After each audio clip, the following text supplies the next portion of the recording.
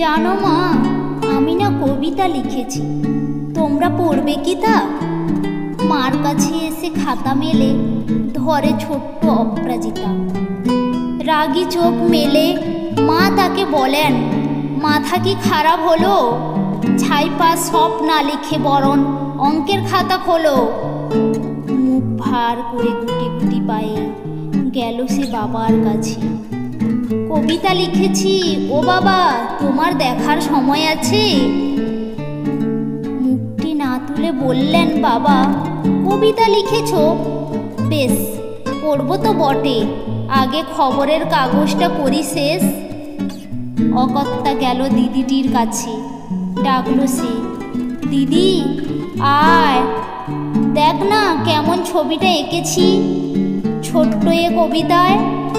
দিদির দু চোখে টিভির পর্দার ঝলমলে রোশনায় বলল, কবিতা? তুই লিখেছিস কবিতা? না ওটা ছাই।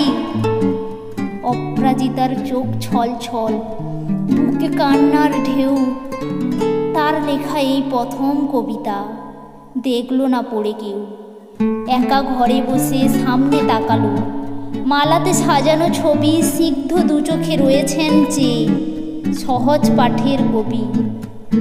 কবিতার খাতা মেলে সে ধরলো, ঠোঁট দুটো থরো থরো বলল, ঠাকুর কেউ না পড়ুক, তুমি এ কবিতা পড়ো। কি জানি কি করে কি যে হয়ে গেল, এ কথার সাথে সাথে রবি ঠাকুরের মালা থেকে ফুল ঝরলো সে খাতাতে। মনে হলো তার সামনে দাঁড়িয়ে বুঝি রবীন্দ্রনাথ। মাথার ওপর রাখলেন তার আদরের মাখানো হাত।